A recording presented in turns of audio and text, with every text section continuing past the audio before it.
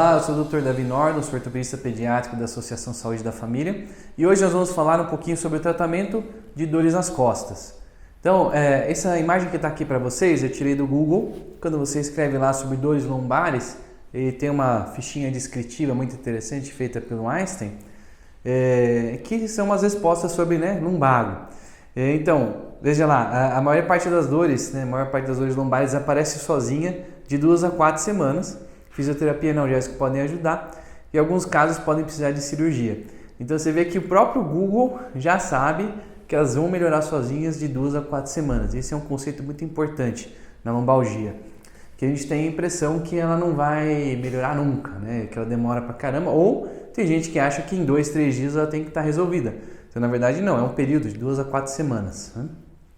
Outra confusão muito comum é achar que é tudo culpa do osso. Então muitas vezes o paciente vem dizendo isso, eu tenho uma dor na coluna, é o meu osso, porque tem bico de papagaio, porque tem não sei o que, porque tem não sei o que lá, E na verdade o problema não é, 57% dos casos é uma dor inespecífica. E na verdade a grande maioria deles, a dor é muscular. E aqui a gente tem uma figurinha mostrando exatamente isso. Como tem muito, tanta musculatura que tem em volta da coluna que pode estar doendo. Então você tem todas aquelas fibras que vão desde lá de cima, desde a coluna cervical até a lombar lá embaixo, seletores da espinha e a musculatura longa que vai estabilizar a coluna.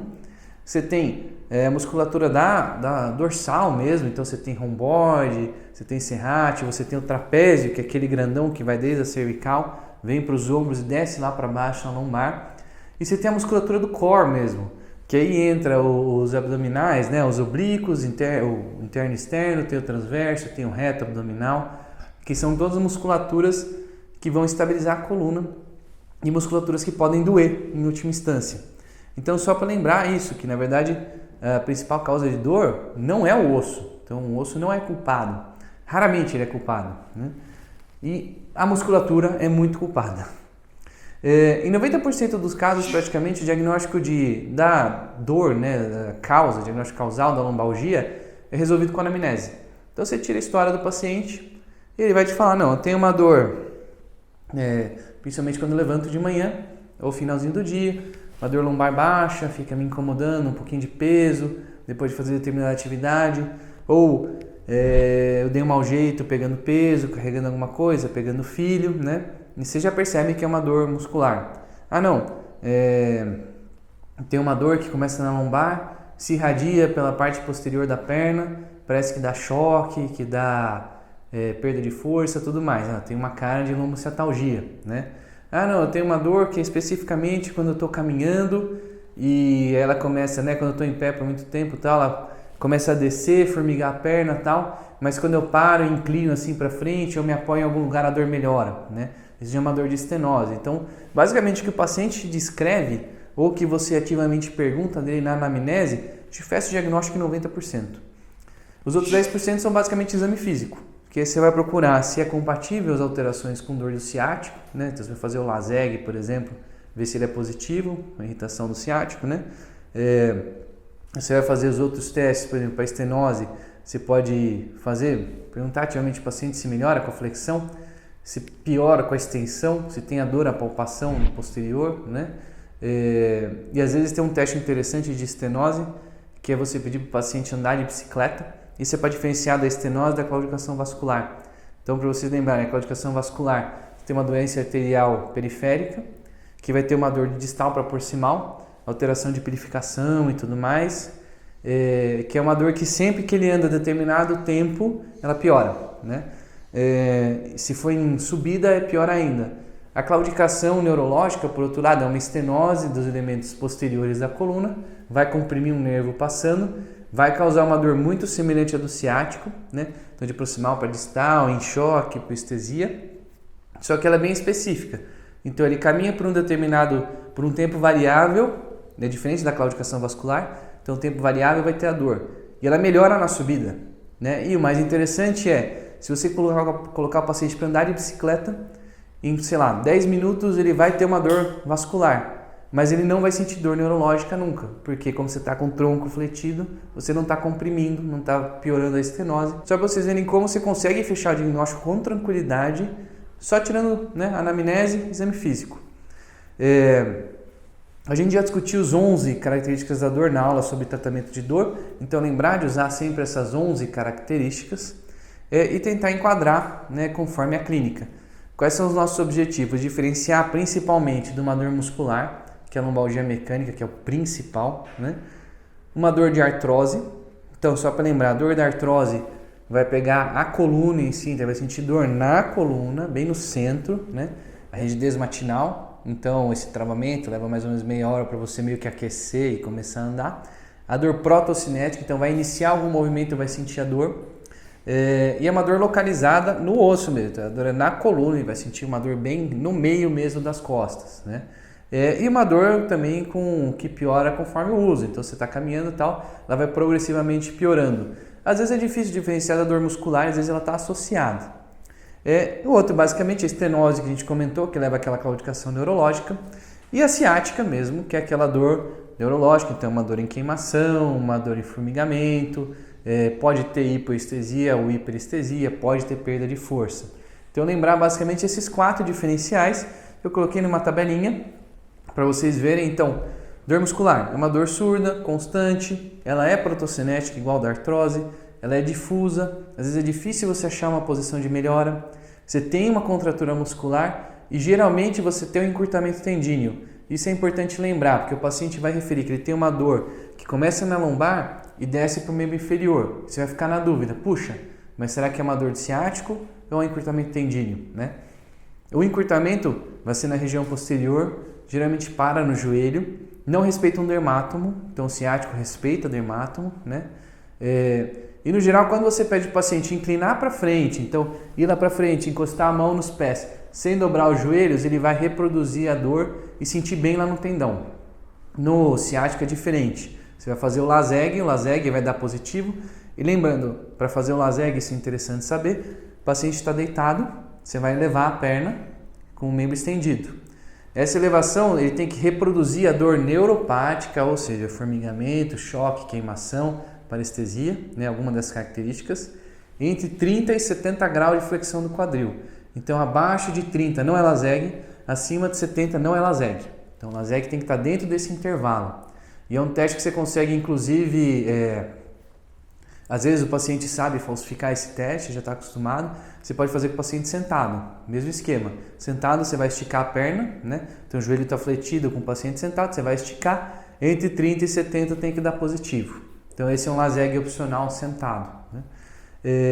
Na dor muscular você não vai ter LASEG, vai ser uma dor da distensão dos tendões. Lembrem que você tem tendões isquiotibiais que começam na bacia e terminam lá no joelho. E você tem os glúteos tal, que estão associados aqui na lombar, que também vão lá para a perna, né? Para a coxa. Então são todos esses músculos que podem estar contraídos e causar uma dor na região posterior. O ciático, por outro lado, é aquela dor de característica neuropática, eu vou bater de novo na tecla, queimação, formigamento, hipoestesia, essa perda de força. Ela tem crises, tem aquelas posições que você consegue ficar paradinho, você ficar quietinho, dá para segurar. É uma dor irradiada, tem que seguir o dermátomo, não adianta ser irradiada aleatoriamente, né? Eu tenho uma hérnia de L1, só que eu sinto dor na sola do pé, não é L1. Né? Eu tenho uma hérnia de L3, que seria pegar na região do joelho, na face anterior, mas eu sinto na lateral do pé. Não é L3, não é a hérnia, né? Não é compatível com o ciático.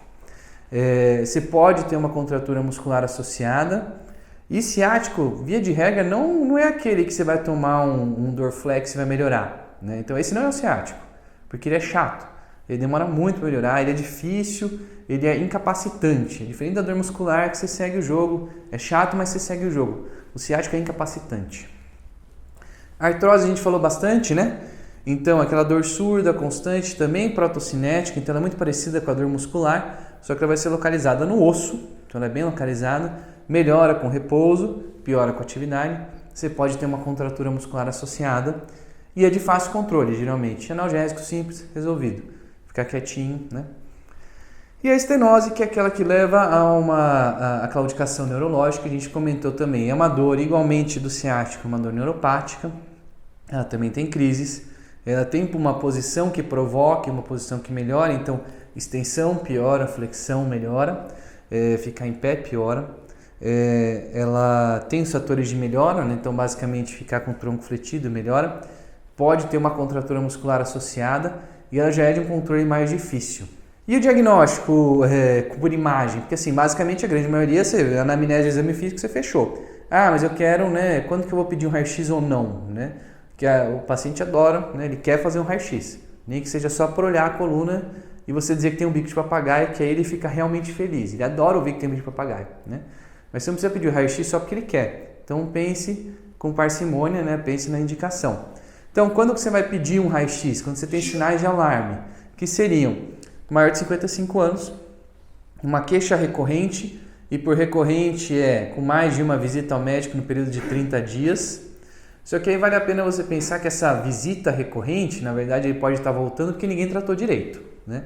Então, trataram adequadamente e está voltando? Sim, realmente, essa é uma visita recorrente, merece um raio-x.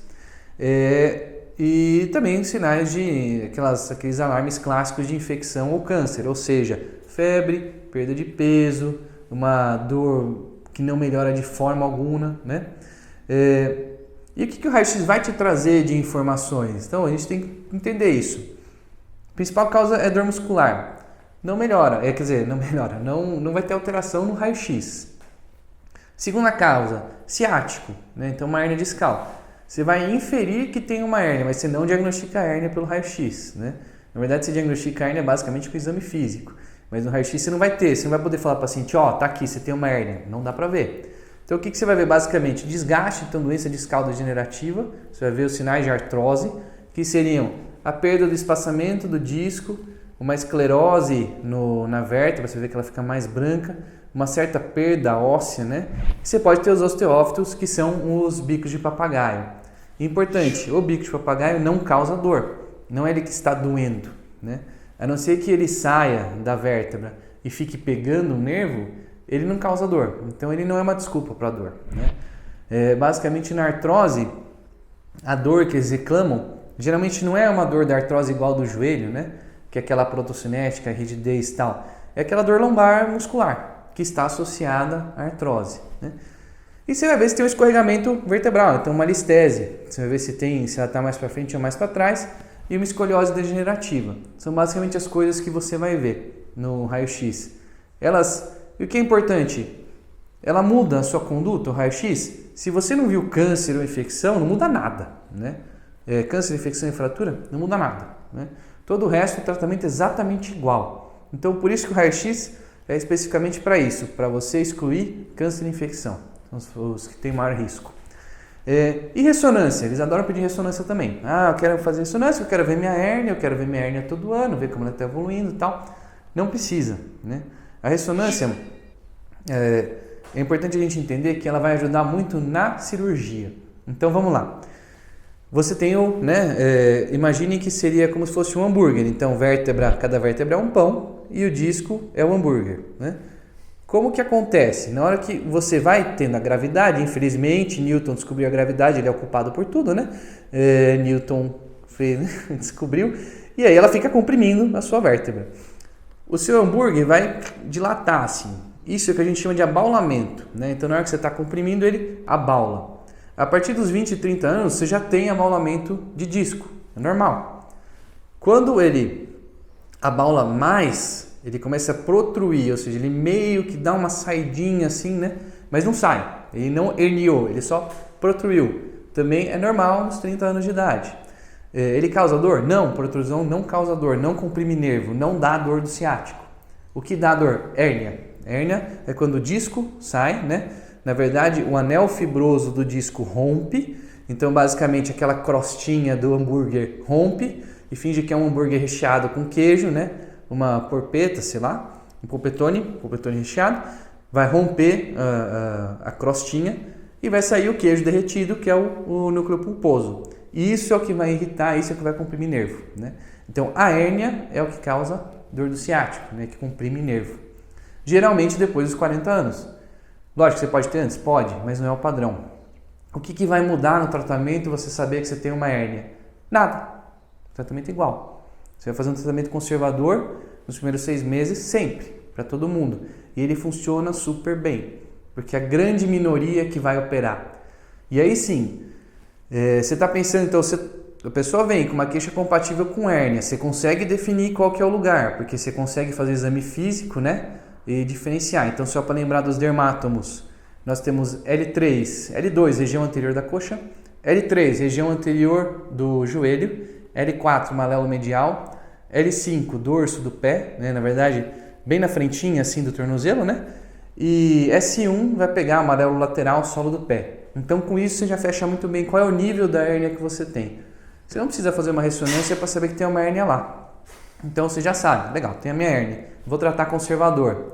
Tratou por 6 meses, não funcionou, aí sim a ressonância vai te ajudar a ver bem a hérnia e planejar se vai, né, ressecar essa hérnia ou não, o que vai fazer.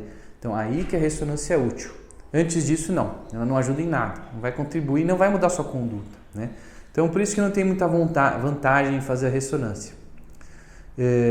Bom, então fechado. Diagnóstico basicamente 90% anamnese e 10% exame físico. E agora vamos para algumas dúvidas comuns que são sobre a dor na coluna. Então, escoliose causa dor? Essa é uma coisa que o paciente adora falar, que ele vem, que ele tem escoliose, que ele tem dor por causa da escoliose. Até há pouco tempo a gente enchia a boca para dizer que não, escoliose não causa dor. Mas tem alguns estudos mostrando que ela causa. Então, temos um estudo no Japão que foi feito com 43 mil pacientes, 43 mil estudantes. Eles viram a prevalência de escoliose e viram a prevalência de dor. Lembrando que a escoliose mais comum ela é torácica e a dor associada mais comum é a dorsalgia, que é 2 vezes mais comum em pacientes com escoliose. Só que tem um pouco de furo nesse estudo, porque na verdade tem uma influência grande de se falar para o paciente que ele tem escoliose e a dor é autorreferida, ele associar a escoliose. Então não foi feito assim, ao contrário, primeiro viram se tinha dor e depois viram se tinha escoliose, né? Outro estudo também que a gente tem, a mesma coisa, a gente também estava estudando a relação da dor nas costas com escoliose, viram mais de 1.755 controles e também viram, né, que era mais frequente nos pacientes com escoliose, também mais ou menos 2 vezes mais, incidência de dor. E aí eu estava vendo nos livros texto, então o livro texto que está marcado aqui é o Tachens, que é o básico de ortopedia pediátrica, ele também fala que a dorsalgia é 2 vezes mais comum em quem tem escoliose.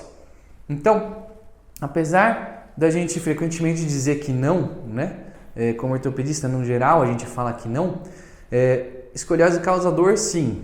Você pode discutir se realmente é a deformidade óssea que está causando dor ou se é a adaptação muscular que está causando dor. Eu acredito que seja mais a musculatura se adaptando, tendo dor, a posição inadequada e tudo mais. Pode ter um componente psicológico? Com certeza tem. Quanto é o psicológico? Não sei. Mas o paciente reclama de dor, então a gente sabe, pacientes com escoliose reclamam de dor 2 vezes mais que pacientes sem escoliose. Muda alguma coisa? Absolutamente nada. O tratamento continua o mesmo. Lógico, se tem escoliose, vai tratar a escoliose. Mas o tratamento conservador da dor, né, é exatamente igual. Então isso é importante, eu bati bastante nessa tecla. Sobre o tratamento geral de dor lombar, né, dor lombar, dorsalgia, cervicalgia, o diagnóstico não muda sua conduta. Então ele não é tão importante quanto a gente pensa. Ele é muito legal do ponto de vista científico, é muito legal para você dizer para o paciente, mas ele não vai mudar sua conduta. Você vai tratar da mesma forma todos os casos de dor, tirando, lógico, o que eu falei, né? Câncer, infecção e fratura, né? E você tem que entender que os tipos de tratamento, que são medicamento e as outras técnicas complementares, né? Na verdade, o medicamento é uma coisa paliativa, você está tipo recapeando uma estrada. O tratamento associado, então fortalecimento muscular, é você estar refazendo essa estrada. Então, basicão de tratamento de dor, analgésico simples, a gente falou bastante no outro aula, então dipirona, paracetamol ou viminol, anti-inflamatórios por curto período de tempo, só para crise, e relaxante muscular. Falando de relaxante muscular, a gente tem basicamente 3, né? No SUS não tem nenhum, os 3 são para você comprar na farmácia. Nós temos o carisoprodol, que geralmente vem em combinação com os relaxantes musculares clássicos aí, que são aqueles que têm analgésico, anti-inflamatório e relaxante, né? Eu tenho a impressão que não funciona tão bem, Tem uns que gostam bastante, eu sinceramente acho que não, mas né, tem o carisoprodol. Tem a ciclobenzaprina, que o pessoal conhece muito como Miozan, o mais vendido, né? A ciclobenzaprina tem de 5 e 10 miligramas, funciona muito bem como relaxante muscular. O grande problema é que dá um sono do caramba, então você consegue usar à noite. Você tem umas versões com cafeína, tem gente que funciona, tem gente que não funciona, então esse é um grande problema, né, da ciclobenzaprina. E você tem o tiocolchicosídeo, que o único nome de venda é Coltrax. Ele é de 4 miligramas, você pode usar de 8 em 8 horas. Ele é muito legal porque ele é um relaxante muscular que não dá sono. E ele funciona melhor que o carisoprodol. Então, geralmente quando eu indico, eu acabo indicando ele, mas ele tem uma ressalva. Então, o tiocolchicosídeo só pode ser usado por uma semana, não pode ser associado a anti-inflamatório. Então, acaba pegando quando você vai passar com algum anti-inflamatório. O que acontece? Quando eu passo associado a anti-inflamatório, eu coloco a ciclobenzaprina. Quando eu não passo associado a anti-inflamatório, eu coloco o tiocolchicosídeo. A gente já falou um pouquinho sobre corticoides na outra aula, mas aqui especificamente para corticoide e ciática, que adoram fazer uma injeção de dexametasona para tratar dor no ciático, funciona maravilhosamente bem por um ano, né? Não funciona, né? Ele é basicamente placebo. Então, a gente tem alguns estudos mostrando, então esse aqui tem uma revisão sistemática e meta-análise de tratamentos para ciática. Os esteroides não mostraram nenhum efeito na dor na perna, né? No imediato, né? E alguma coisinha nos 3 primeiros dias, longo prazo nada. Então, a gente não tem uma evidência muito legal disso. Tem um outro, né, que é um estudo, um ensaio clínico randomizado de uma dose única de corticoide intramuscular. Não teve nenhuma diferença significativa usando o corticoide placebo, né? Os corticoides orais não tem efeito nenhum, não se deve usar mesmo, porque ainda pelo menos o intramuscular você tem algum placebinho maior, né? Mas o oral não, o oral se tiver alguma coisa é só o placebo mesmo, e os milhões de efeitos colaterais, né? E aí tem uma outra revisão sistemática aí com 7 estudos. É importante ver se o número necessário para dano é 20, né? Então, a cada 20 pacientes, você está causando um dano de usar esse corticoide, né? Então, ele não é superior ao placebo, pela conclusão do estudo, e tem muito mais efeito colateral. Lógico que placebo não tem nenhum efeito colateral, né? E tem esse guideline, que é um guideline muito legal, do American College of Physicians, que vai direcionar bastante a nossa aula, falando sobre os corticoides sistêmicos. Então, evidência de qualidade moderada não mostrou efeitos na dor entre corticoides e placebo. E também problema, assim, ele não funciona para nada, nem para função, nem para dor, né? Então, conclusão. As evidências dos corticoides é fraca a favor e muito forte contra por causa dos efeitos colaterais. Aparentemente é mais um efeito placebo do que um efeito efetivo dele como medicação. E o oral apresenta ainda menos efeito do que o injetável, né? Então, por causa do efeito placebo mesmo. Benzodiazepínicos também. Nem vou discutir muito, porque eu espero que nenhum de vocês use benzodiazepínicos para dor lombar. Mas também ele não tem um efeito analgésico, ele só tem um efeito sedativo. Então ele não está te ajudando efetivamente no tratamento da dor. Não use. E agora falando dos métodos não farmacológicos, são mais interessantes, né? Então lembrando, como que a gente ficou de medicação? Analgésico simples, anti-inflamatório, relaxante muscular, não usar corticoide, não usar benzodiazepínico. Métodos não farmacológicos, você vai fortalecer a musculatura. Então, Harvard publicou, acho que uns 2, 3 anos atrás, um estudo provando que a gente já sabia, que o melhor exercício para fortalecer o core é o exercício isométrico. Então, só para lembrar, você tem o exercício isométrico, que é aquele que você faz a contração muscular sem ter nenhuma alteração do comprimento da fibra. Então, basicamente, isso aqui, por exemplo, ficar parado com o ombro levantado é um exercício isométrico. E você tem aqueles que tem alteração da fibra, que você tem o concêntrico, que você está contraindo a fibra, então você está levantando o halter, você está contraindo a fibra, ela está diminuindo de comprimento. E você tem o excêntrico, que você está baixando o halter, você está contraindo a fibra ao mesmo tempo, mas ela está aumentando de comprimento.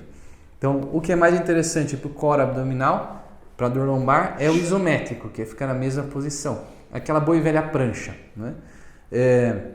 Só que você vai falar, para fortalecer o core abdominal. Lembrando que aquela musculatura toda, perivertebral, os oblíquos, né, os abdominais oblíquos externo, interno, transverso, reto abdominal. Lembrar do assoalho pélvico, porque é como se fosse um barril. Então imagine um barril de cerveja com aqueles anéis, né? O core abdominal seriam os anéis segurando, mas não adianta nada você segurar e você não ter uma tampa embaixo. Então o assoalho pélvico é a sua tampa, né? E o diafragma seria a sua tampa superior. Então são essas coisas que você vai fortalecer. Core abdominal, assoalho pélvico e quadris. Ele deveria entrar o quadril junto com o assoalho pélvico, mas eu sempre acho bom lembrar, né?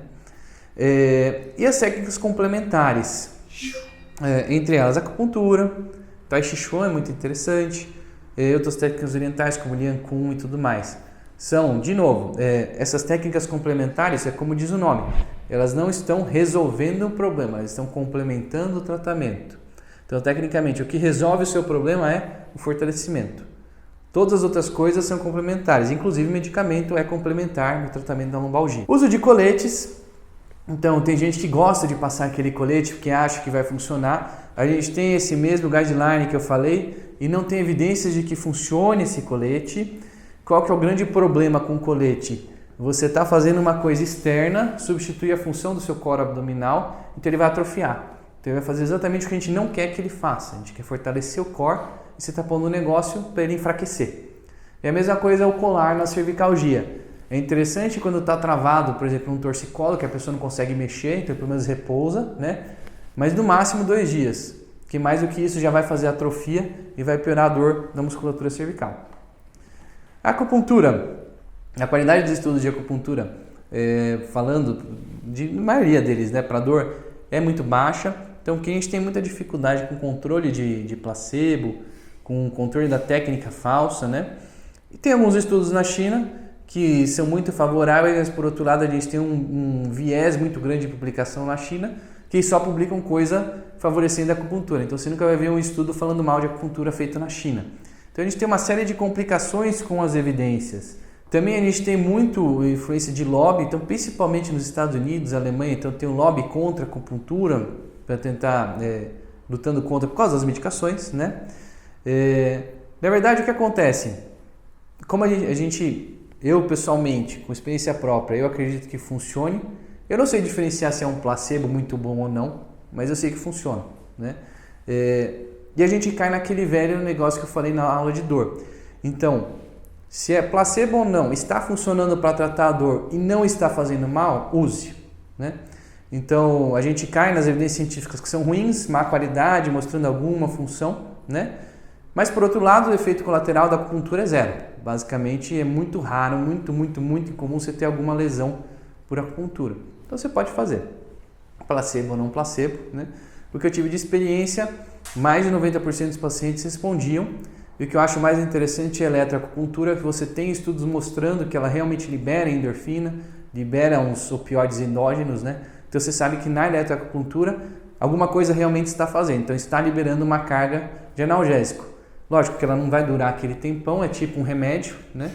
E é a mesma coisa, é uma técnica complementar, não é o que vai resolver o problema, tem que fortalecer a musculatura. E aí o fortalecimento do core, o que eu venho falando bastante aqui na aula, né? Voltando para a nossa guideline de indicação de tratamento da lombalgia, na dor lombar crônica, então a gente tem umas evidências de qualidade moderada que houve alguma melhora na dor. A gente tem umas diferenças, também essas evidências moderadas, que não teve muita diferença com relação a alguns tipos de protocolo. Os estudos no geral ainda são de baixa qualidade, que na verdade tem poucos estudos mesmo falando sobre o core, mas parece que a atividade física no geral melhora a dor lombar. E na verdade a nossa ideia, essa recomendação desse American College of Physicians é você dar principalmente força para os exercícios de acupuntura, que tem uma resposta de nível moderado, né? E fortalecimento do core e quiropraxia, que tem uma evidência de função, mas com nível baixo de evidências, né? O que a gente vê, na verdade, na prática, embora os estudos sejam ainda de má qualidade, na prática, aqueles que realmente fortalecem o core e fazem a lição de casa direitinho, tem uma melhora importante da dor. Tem um amigo que tem uma hérnia de disco, tem 3 hérnias de disco na lombar já desde os 20 e tantos anos. Ele é um daqueles que fugiu à regra, começou mais cedo. E ele vem tratando, já nos últimos 10 anos, com o fortalecimento do core. Diz que fica 2, 3 meses sem treinar, já volta a ter dor, e só de fortalecer o core segura, porque é aquela ideia que a gente falou bastante. Pensar no core como se fosse aquele barril de cerveja. Então você tem os anéis, né? Ele que está segurando, que está sustentando toda a estrutura óssea, os discos e tudo mais no lugar e está evitando a dor. Eu tenho expectativa que cada vez mais a gente tenha mais estudos de boa qualidade mostrando que o fortalecimento do core abdominal funciona, né? Para outras patologias, a gente vai ver mais para frente, por exemplo, para artrose dos joelhos, a gente tem evidências muito boas de que o fortalecimento muscular funciona, né? Para lombalgia, a gente tem basicamente essas evidências como se fossem evidências de especialista, relato de caso e tal. Mas em breve, com aquele estudo de Harvard que eu já falei mais cedo, né? A gente deve ter cada vez mais evidências de que o fortalecimento funciona muito bem. Então, basicamente é isso, o tratamento de dor lombar. Lembrar, anamnese e exame físico são extremamente importantes. O diagnóstico etiológico em si não influencia o tratamento. E o tratamento é refazer a estrada, em vez de recapear, ou seja, fortalecer a musculatura, fazer a medicação, fazer as terapias complementares. E o paciente geralmente melhora em 2 a 4 semanas, né? Era aquele prazo que a gente deu no começo da aula. Raramente mais do que isso, mas pode acontecer, né? E lógico, não podemos esquecer, perder peso por causa da sobrecarga e atividade física que melhora as dores no geral. E é isso aí, espero que tenham aproveitado a aula. Nos vemos na próxima aula.